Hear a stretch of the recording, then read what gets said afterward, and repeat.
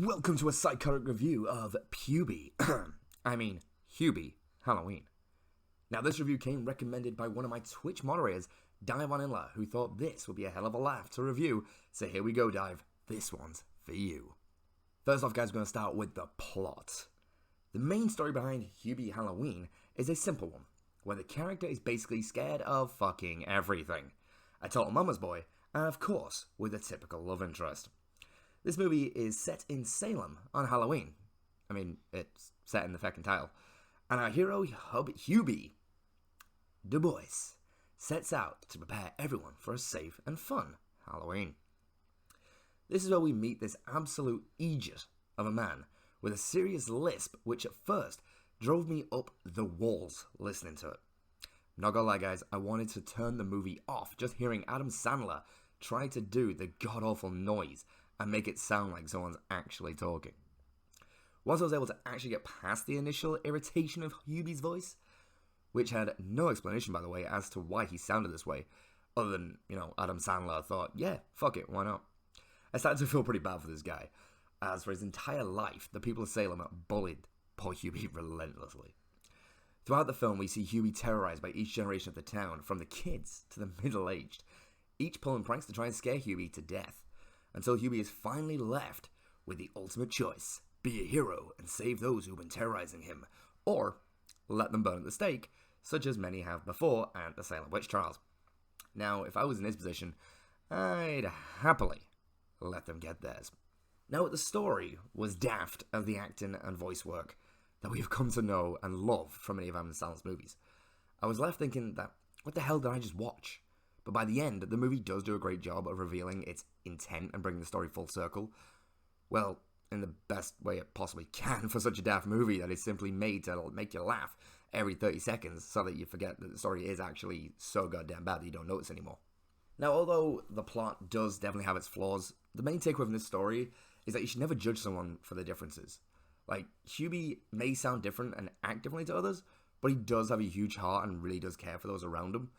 And it's always willing to give everyone a chance, no matter what they've done to him or others around him. In the end, Hubie decides to be the hero of the town Salem needed, but definitely didn't deserve, with his bullies finally revealing their own insecurities and reasons for being such assholes to Hubie. I don't know, guys, this just felt like it was super tacked on for me and not very well thought through at all. Like, seeing this ending and this kind of revelation come out, it kind of felt like the writer was apologizing for their own shitty behavior in their life and their own crappy reasons for potentially bullying other people. And it's like, oh yeah, now I'm kind of rectifying that here in my own movie as I write it. Or I could be completely wrong on that. I could be completely way out of my depth. And it could be actually the reasons that they were told. Now, I'm not saying this is exactly what it is, but that's just kind of the vibe I got from the writing of this movie. And guys, the writing was god-awful. Of course, guys, next we're going to move on to the cast. Oh god, the cast. This cast of the movie is a who's who of B-list stars, from Kevin James playing Sergeant Steve, to Steve Buscemi playing the Walter Lambert, to Julie Bowman playing Violet Valentine, and of course, my old favourite, June Squibb playing Hubie's mother. Just to name a few of those. For me, though, the movie felt like these people just needed another paycheck and didn't actually care about their image. Maybe it was written this way, but for me, it felt like their performance was simply, okay, filmed, can I go now? And that was the whole way through it. From actors like Buscemi, who I've loved in movies like Armageddon, Reservoir Dogs, it was a major step back for this man to see him barely utilize his insane talents as a creepy madman. Like, seriously, guys, go and watch Armageddon, and when Rockhound gets, well, let's call it space madness, Buscemi just truly, truly shines. Whereas in this movie, though, he does play an escaped lunatic who he thinks is a werewolf. Now, you'd think this is the perfect role for Buscemi, but nope. Just felt really, really bland and could have been so much better. This could again be simply due to bad writing and Buscemi just not getting to unleash his better side. Like, again, guys, I'm a massive Buscemi fan for a reason. This guy is incredible and very underrated, in my opinion. Because that then does lead us over then to Kevin James, which, guys, I've grown up watching Kevin James in TV shows such as King of Queens and movies like Paul Bart Mall Cop or Grown Ups. And, of course, here comes The Boom. Again, guys, all these movies are absolutely terrible. But Kevin James shines in these movies and makes them barely watchable.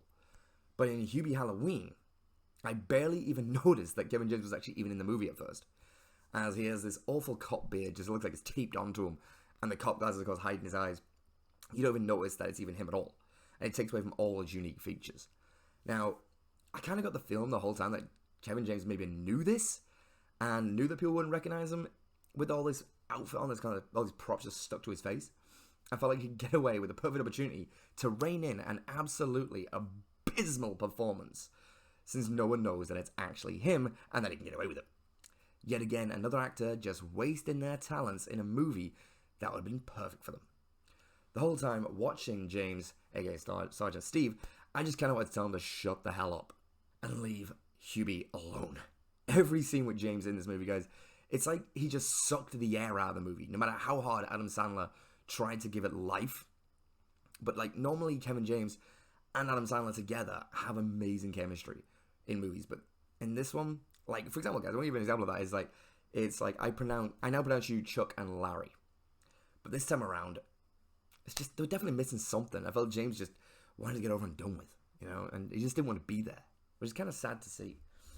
Next up, guys, we get on to Julie Bowman. Now, mostly recognized from her roles in Happy Gilmore, Horrible Bosses, and of course the TV show Modern Family. Bowman normally does put on a quirky yet serious performance in both film and TV, but in Hubie Halloween, I swear, I thought she was fucking psychotic. This I have to put down to the bad writing and direction, as Violet Valentine was in love with Hubie since the first grade. And every scene she was in, she was trying to protect Hubie in some way or seduce him in a more twisted way. It was weird. Every time I look into Bowman's eyes in this movie, I thought I was looking at Sharon Stone from Basic Instinct. If Hubie didn't say he loved her, she was gonna stab him to death with a bloody ice pick. Only in the end of the movie did Bowman feel like she actually cared about the character and played the typical adoring girlfriend pretty well. Still seeming a little unhinged though. If the writing was somewhat better for her character, I definitely think Bowman could have brought Violet to life instead of just being there and leaving the viewer confused and uncomfortable. Now, as always, Adam Sandler just shines like in any movie I've ever seen him in. This man was born to make people laugh on the big screen. And while he has definitely had his fair share of god-awful movies, this certainly isn't one of them. Adam Sandler's performance in this movie, in my opinion, is absolutely flawless. Once you get past the irritating voice he puts on for the character, Sandler makes you cry with laughter every single time he's on the screen, and at the same time makes you feel so bad for Hubie and makes you want to cheer him on or just give the poor guy a hug. Now, I know I have basically shat all over this movie and its cast so far, but in all honesty, I really did enjoy this movie. From the very start, I was laughing and didn't stop laughing, guys, until literally to the end credits with all those bloopers. Even with the lackluster acting from some very talented cast, this is truly a great movie. If you're looking for something silly to watch and just need a good laugh, then this is the perfect movie. But if you're looking for a good horror movie, then you should have a look with this one. This is simply made to make you cry laughing, and it succeeded right to the very end for me. I've heard a fair few people, though, guys, saying that this movie is awful. To them, I say, hey, that's your opinion. You're entitled to it. I personally loved it and can't wait to watch it again even when I need some silly laughter. But guys, thank you so much for listening to my very first ever Psychotic review. I really do hope you guys enjoyed this as much as I did.